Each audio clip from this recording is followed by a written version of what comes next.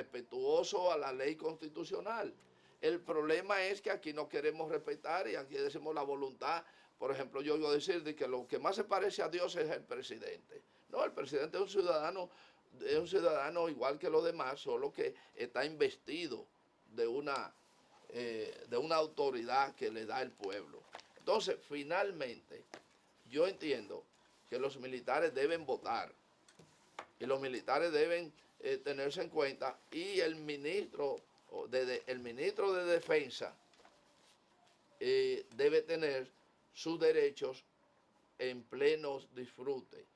Incluso el mismo Sigfrido Párez, yo considero,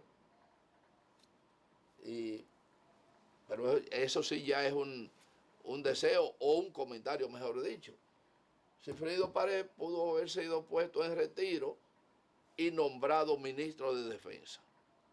Siendo civil. Y ahí no se violaba absolutamente nada de lo que yo estoy diciendo. Pero para ese cargo que él tenía, hay un tiempo definido de 2 años. En ese aspecto se violaba. Porque es la misma persona que está ocupando el otro cargo, aunque ya en condiciones civil. Es que además de eso, ahí no se violaría. La ley orgánica de la Fuerza Armada establece que son 2 años para ser que el ministro de Defensa no es un militar. El ministro de Defensa, en ese caso, es un civil. Ya él hubiera entrado como civil. Él entra como pero civil. La persona de él hubiera gobernado 4 años. Habría que discutir eso. Habría que ver eso, pero por lo menos, no sé, no estoy seguro de lo que tú dices, pero podría haber sido. Y a lo mejor es como tú dices, no sé, pero si era el ministro si fuera nombrado ministro de Defensa, recuérdate que el papel del ministro de Defensa no tiene ni siquiera oficina en el Ministerio de las Fuerzas Armadas. La oficina del ministro de Defensa es ministerial y está en el Palacio de Gobierno. Entonces, el jefe de la Fuerza Armada operativo en conjunto es el jefe conjunto de la Armada. ¿El ministro de Defensa es el jefe de eso? No, digo, en el caso que estoy planteando, no. El ministro de Defensa, el papel del... ¿Cómo que está planteando la Constitución ahora mismo? El ministro de Defensa no es el jefe de todo, de la Fuerza Aérea, de esto, de la Primera Brigada, de todo eso. No, es decir, constitucionalmente... ¿Cómo era antes el secretario de la Fuerza Aérea? Como era antes el secretario, ese sí. No, o sea, lo que contempla el Ministerio de Defensa, oye, ¿cómo se llama? El Ministerio de Defensa, no ministro de las Fuerzas Armadas. Sí, el Ministerio de Defensa. Ministerio de Defensa. Y el papel del ministro de Defensa es estar en el Congreso y en el es un cabildero de los asuntos, es una especie de abogado de las Fuerzas Armadas. Es el que va a los mítines, defiende las posiciones militares y todo eso. Ahora, el jefe conjunto de la Armada es el jefe ocuparía la posición que ahora ocupa el Ministerio de las Fuerzas Armadas. ¿Qué es quién ahora el jefe de la Armada? El nuevo que han nombrado a William Muñoz Delgado, nuevo ministro de Defensa, dice aquí. Pero bueno, pero yo te estoy diciendo que yo eso es lo que estoy criticando. Lo que yo estoy criticando... Y la oficina de ese señor está en las Fuerzas Armadas. En las Fuerzas Armadas, no en el Palacio. Pero, tú dices que debe ser así. Pero ven acá. Estoy tratando de entenderlo.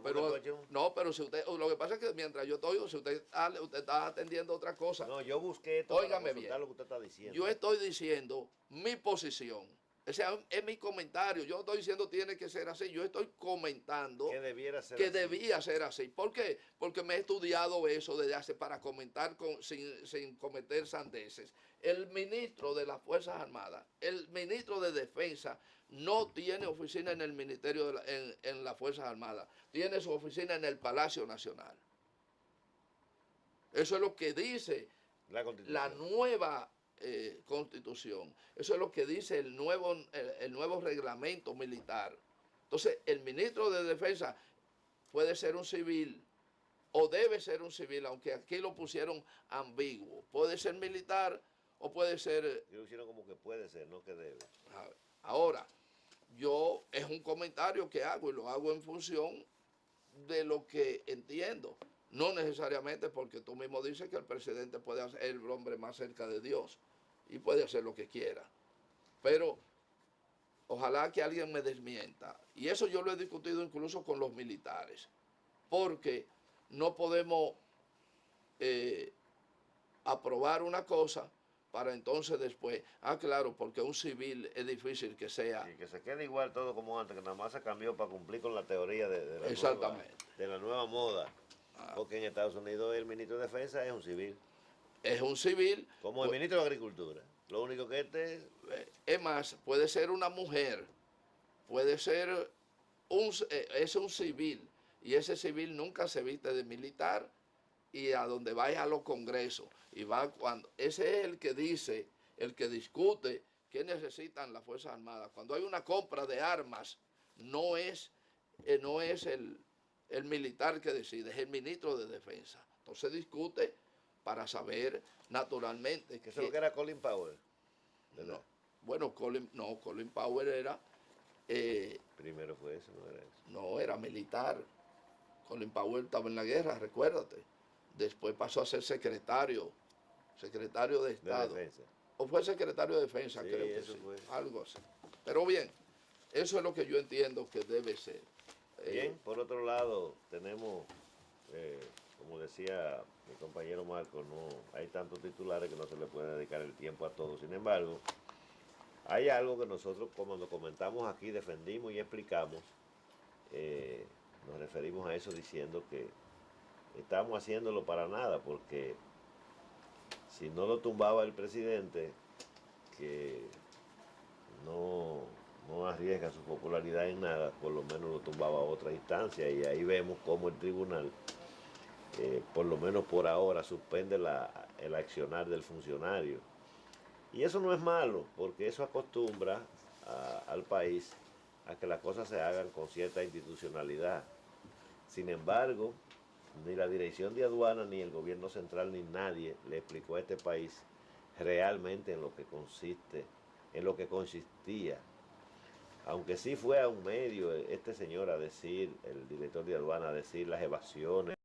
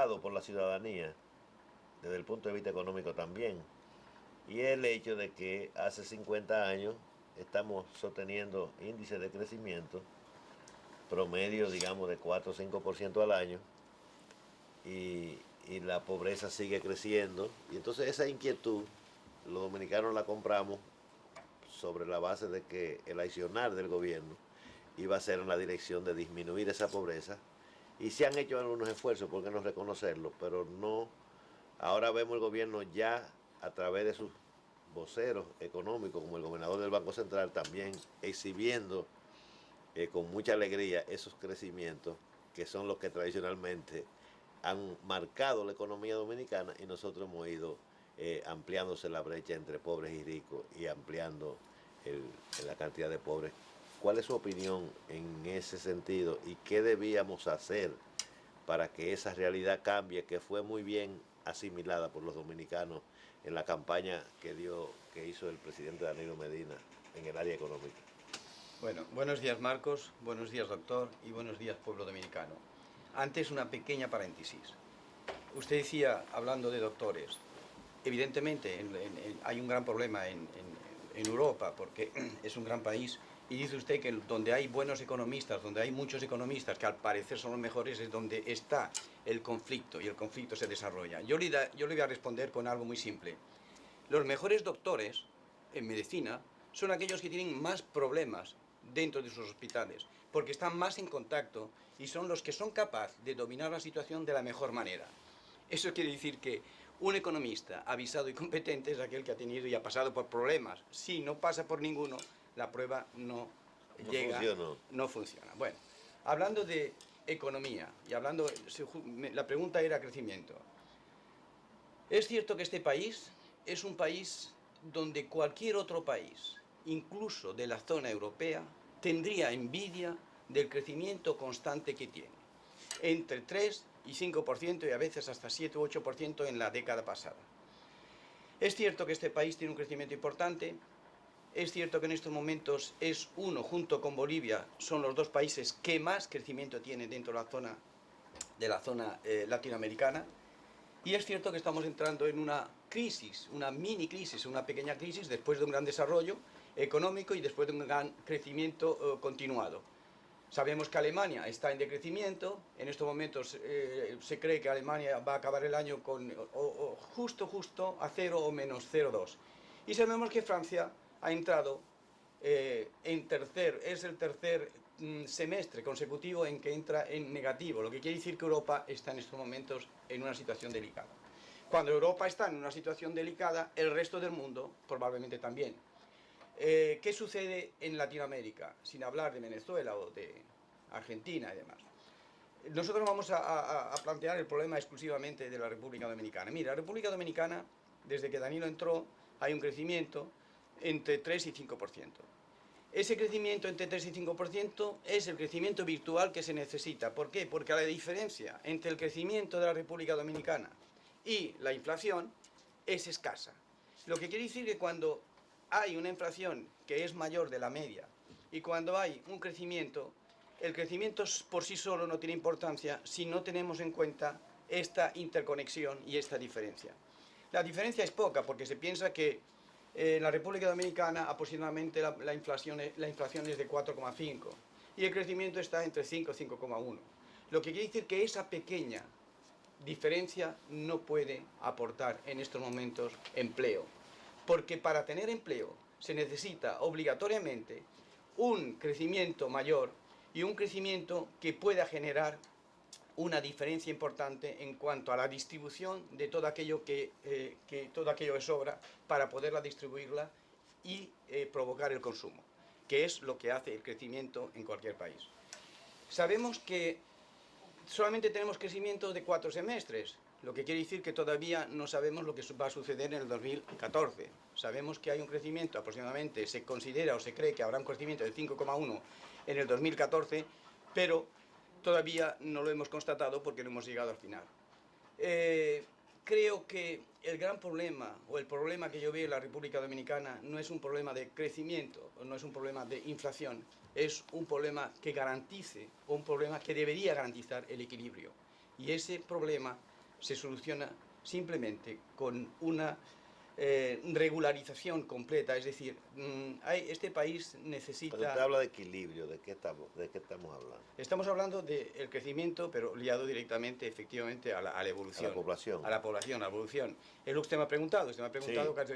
Entonces yo digo que si no tenemos una planificación adecuada, por mucho, si usted no tiene una planificación justa, una planificación normal, una planificación que controle todos los parámetros del país, sobre todo en inflación, en deuda y demás, por mucho crecimiento que usted tenga, si no está todo controlado, vamos a tener verdaderamente un problema. Pero de todas maneras, para responder rápidamente a su pregunta, con el 5,1% que tenemos en estos momentos de crecimiento, no podemos permitirnos, no podemos estar contentos, porque ese 5,1 no genera empleo, ese 5,1 no disminuye la pobreza, ese 5,1 no disminuye la pobreza extrema. Necesitamos más. ¿Qué relación usted ve en cuanto a lograr algunos objetivos o alguna sociedad un poquito más justa, en lograr que más equidad, que es casi el motor de todos los políticos, incluyendo el presidente actual, independientemente de que esté o no esté en el camino correcto?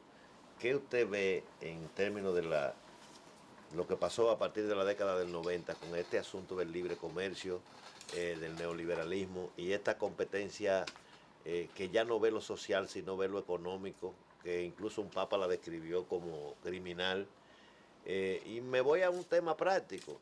Por ejemplo, antes de la década de los 90, aquí habían una cantidad de empresas nacionales que estaban protegidas por una serie de disposiciones que le permitía un crecimiento horizontal a la gente, le daba cierta protección.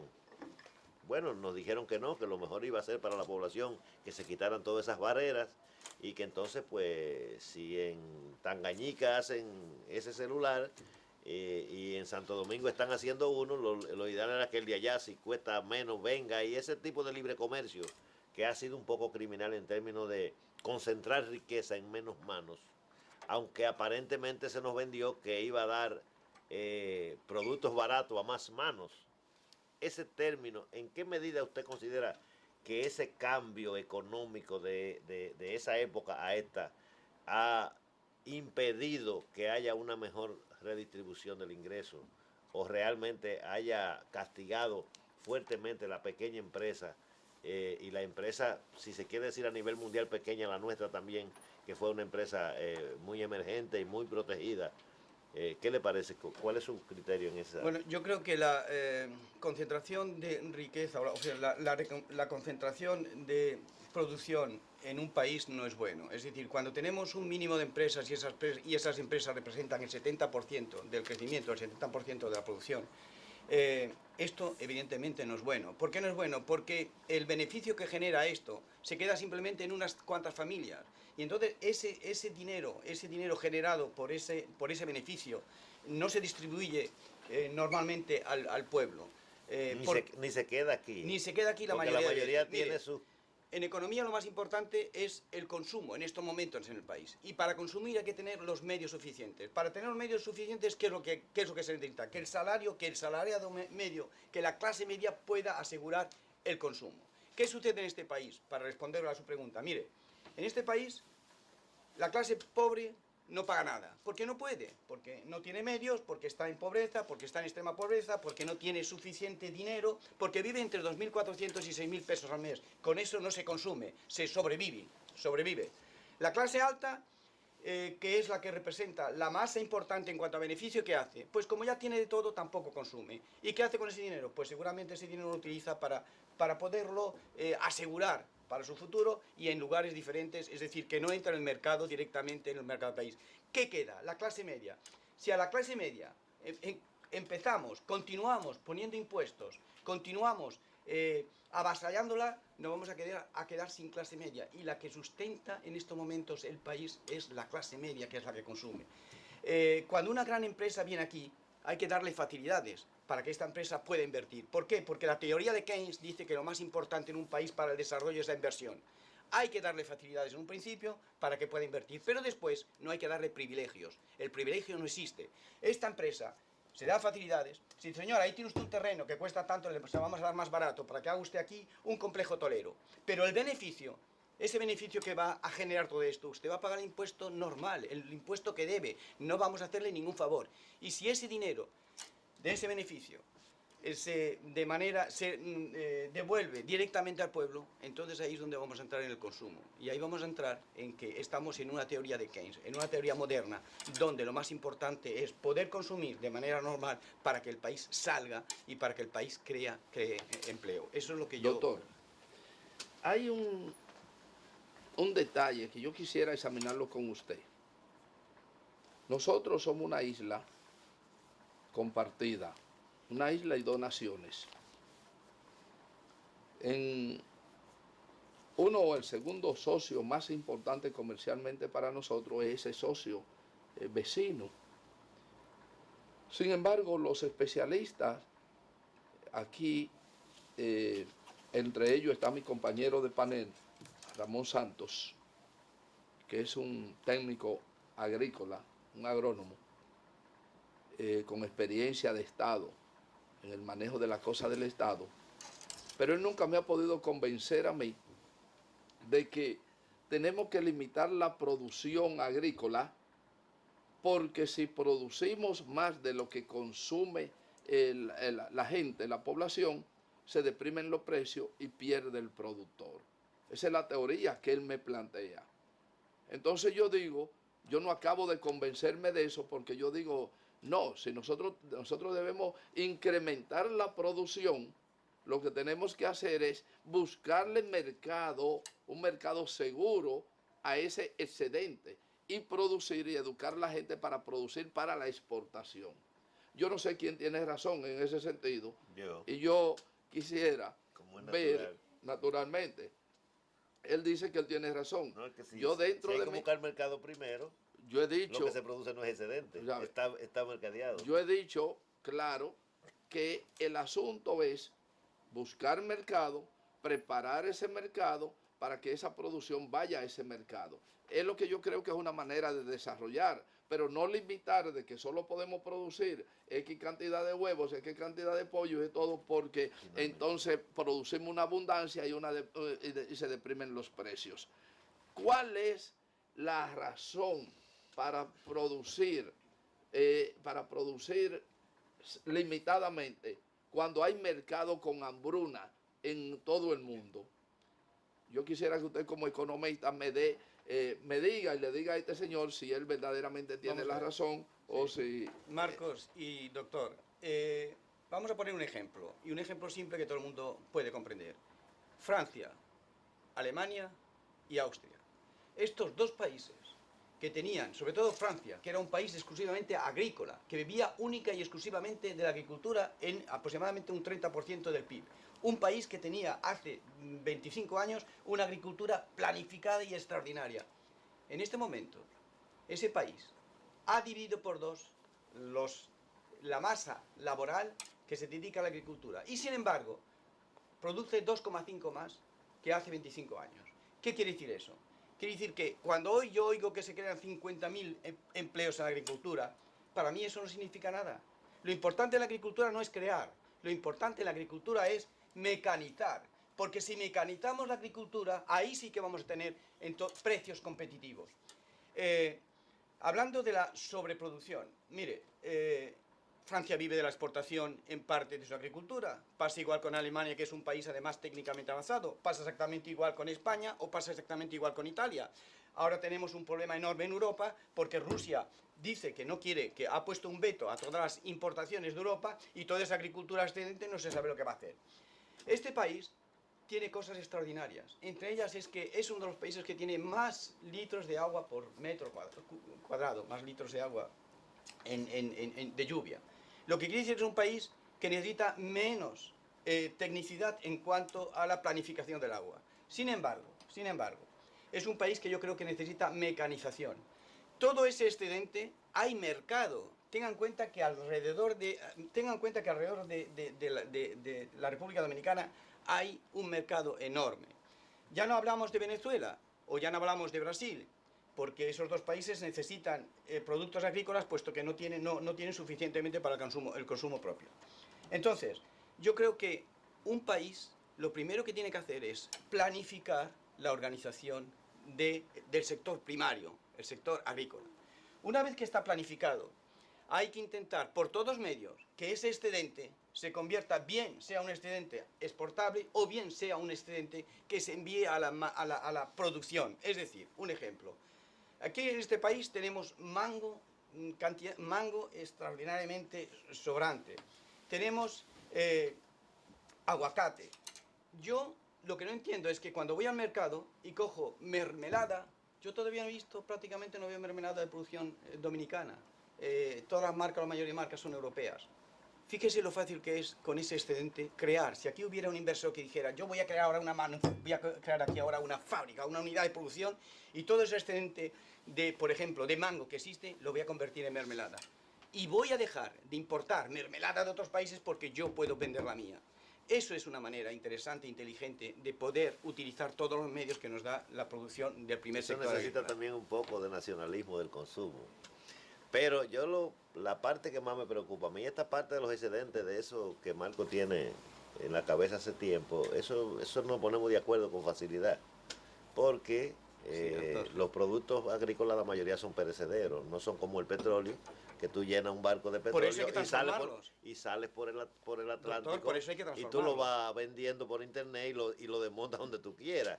Hay que transformarlo, pero para un excedente de un producto perecedero hay que planificar la venta antes de sembrarlo. Pues está usted ya de acuerdo conmigo, planificación. Si planifica la venta antes de sembrarlo, no se llama excedente porque ya está vendido de antemano. No, pero excedente de producción interna. Porque el excedente de la producción interna, el excedente de la producción interna es lo que permite el diferencial. Sí, sobre la producción interna, pero si está. ¿Pero qué hacen los demás países, doctor? Si está calculado la venta se puede, porque realmente aquí se planifica, por ejemplo, la producción de huevos contando con 200.000 huevos diarios que se le venden a Haití. Vale. O sea que hay Lo malo es tener un monoclientelismo.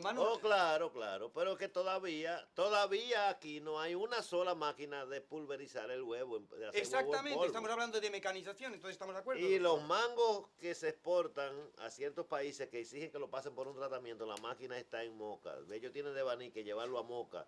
O sea, estamos en pañales, pero vamos en la dirección correcta. Ahora, ¿qué me importan a mí? A mí me importan las cosas principales. Yo quiero aprovechar su gran experiencia y su gran capacidad para que usted me establezca diferencia entre el sistema anterior y el de ahora y a ver si encontramos un híbrido, porque en todo, la mayoría de las cosas modernas nos están llevando al fracaso y la mayoría de las cosas viejas ya nos llevaron al fracaso, nos dejaron en el fracaso. Entonces, yo quiero aprovechar su gran experiencia para que usted me hable o nos hable de ese tema, como es el caso que Marco y yo siempre vivimos discutiendo aquí y hablando de la democracia y de los sistemas como el de Venezuela, como el de Cuba, que nuestra democracia no ha podido, y por eso duran tanto esos otros sistemas, aun no siendo los mejores, garantizarle a la gente el techo, la educación, y que por lo menos la comida, aunque sea poco que hay en el país, sea para todos. ¿Y esto es garantizado? A ver, ¿cómo pudiéramos dentro de la democracia buscar más equidad? Usted no la logramos. Doctor, usted ha puesto dos ejemplos. Usted me habla de Cuba y me habla usted de Venezuela. Si nosotros nos hubiéramos quedado con la perspectiva anterior, es decir, con el sistema visual de producción y de exportación antiguo, estaríamos en estos momentos en default, estaríamos en una situación exclusivamente nefasta. Tengan en cuenta que este país, a pesar de todos los problemas y dificultades que tiene una progresión. Tenemos un internet, sabemos hacer, estamos modernizados, hay carros, yo nunca he visto tantas jipetas como en este país. Lo hubiéramos tenido igual. No lo hubiéramos tenido. Doctor, si nos quedamos... No, vamos a ver. Doctor, mire, ¿Cuba lo tiene? Sí. No, Cuba no hay, usted no ha ido, perdón, yo he estado viviendo. Cuba no tiene, Venezuela tampoco, Bolivia no tiene, ahora empieza, Ecuador ahora empieza también. No, este país está muy avanzado técnicamente con respecto a los demás. En cuanto a tecnología. Pero pero usted dice, no lo tiene, Bolivia no lo tiene, sin embargo, el desarrollo de Bolivia ha sido notorio. Entonces, no, es la primera vez que Bolivia tiene un alto, es normal, tiene un alto índice de crecimiento de 6,8 por una sola razón. Está tan atrasada que ya no puede estar más. Entonces, para compararse con los demás países, ¿qué hace? Da el empujón, que le pasa exactamente igual con Paraguay. Exactamente igual. O sea, estos países tienen mucho margen y con ese margen que tienen, van a poder trabajar porque hay una diferencia. Entonces, la diferencia cada vez, lo que dice el doctor... el crecimiento, cuando viene el crecimiento, entonces ya el crecimiento es casi automático. Exactamente. Eso es la teoría keynesiana, doctor. Usted ha dado en el clavo, eso es. Pero lo que yo quiero decir con esto es que cuando... En una situación globalizada como estamos, las economías están reduciendo diferencias, a pesar de lo que las economías, porque fíjese, Estados Unidos hace 20 años tenía un... Vamos bien, hace 20 años en Estados Unidos se vivía de una manera magistral. Ahora el rico de Estados Unidos tiene menos diferencia con el pobre de aquí, porque, porque el margen se está reduciendo poco a poco. En 2 minutos... ¿Habrá la velocidad, Marco, de esa reducción del margen? No, solamente una cosa, doctor. Sin que se rompa la cosa. En 2 minutos que nos quedan, vamos a ver qué opinión tiene usted de la teoría Piketty. Sí. Y cómo podríamos verdaderamente implementar, si esa es una salvación del capitalismo en este momento o es un retroceso. ¿Cuál es la opinión suya sobre esa La opinión mía es muy simple. Tenemos que utilizar un sistema que sea health and health. Tenemos que utilizar un sistema medio neoclásico y medio clásico. Me refiero a que, fíjese usted, Rusia y China, y el doctor lo sabe perfectamente porque me da cuenta que tiene unos conocimientos de economía amplios. No sé si es economista o abogado, pero ambas cosas van en común con él. Mire, es un productor, entonces ya está. Mire, China y Rusia son los países comunistas desde siempre. Sin embargo, crean tantos millonarios cada año, crean mucho más millonarios que Estados Unidos anualmente. ¿Por qué?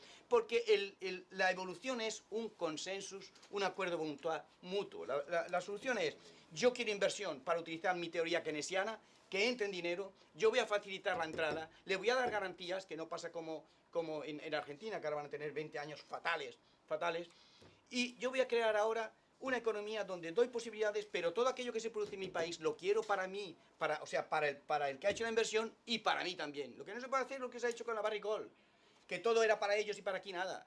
Hay que ser coherente, hay que decir, óigame, ¿usted quiere explotar? Sí, vamos a explotar de manera sostenible, vamos a hacerlo de manera inteligente. Usted me va a quitar 80 árboles, pues usted me va a plantar 200.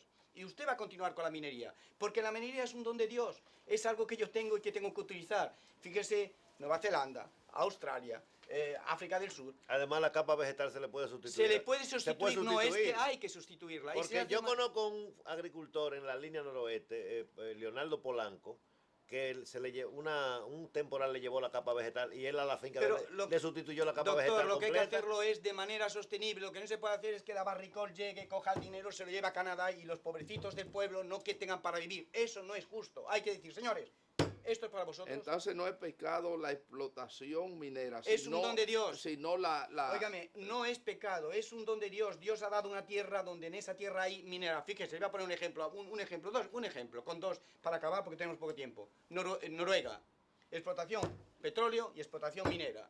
Vive gracias al petróleo, que corresponde al 40% de las exportaciones, y a la minería. Pero se hace de una manera tan sostenible que allí no se da un golpe de pala si no se tienen ya 40 árboles detrás para plantar. Y es de los países con mayor índice de respeto a la no, es uno de los países fuera de los Emiratos y demás, es el país que tiene la renta per cápita más importante del mundo, comparada con la de aquí. ¿Usted sabe cuánto debe cada dominicano en este país? Se lo digo yo, más de 90.000 pesos por persona. Es decir, que la persona que tiene 5 ahorita hijos, voy a ir a pagar lo mío para no oiga, deber. no, usted necesita más de una generación para pagar lo que debe. Eso es el endeudamiento. El endeudamiento de este país son 90.000 pesos por persona. Niños, mayores, ancianos y demás. Eso es insostenible. ¿Por qué? Porque, óigame, aquí pasa algo. ¿Dónde cae ese dinero sobrante del crecimiento y del beneficio? Nos damos cuenta rápidamente que aquí hay un problema. Hay una parte de ese capital, y usted lo sabe, doctor, porque me está mirando con atención, usted sabe que ese dinero no se emplea aquí, no se devuelve al consumo. Bien, la parte importante del beneficio desaparece, bien, hay un problema de corrupción. Bueno. Y eso es lo que hay que mirar, planificación, porque este país tiene de todo para salir. Me quería ir, porque ya el tiempo se terminó, antes de que el hombre dijera lo que acaba de decir, para que no salgamos presos de aquí en un momento. Yo lo lamento. El problema es, Marco, el problema es que si un gobierno hace alguna acción para que esa redistribución del ingreso caiga en más manos, entonces se pone en desgracia y pone a su partido en condiciones de que no pueda recaudar para la próxima campaña. Doctor, el presidente de la República no es el presidente de un partido, es el presidente de todo el pueblo. Por tanto, que se olvide la etiqueta política y que se dedique a todo el pueblo. Es el presidente de todo un pueblo. Bien, vamos a darle las gracias al doctor. Naturalmente, siempre es el tiempo nos falta para hablar con gente que de una manera u otra presenta opiniones como las que presenta el doctor Juan Martínez. Pero bien, tendremos otra oportunidad de volverlo a invitar siempre a esta tribuna, una tribuna abierta, democrática, con las características del sentido común. Y nos lo llevamos para Jumbo ahora. Gracias, muchas gracias. A disfrutar los grandes especiales. Así que nos vemos mañana.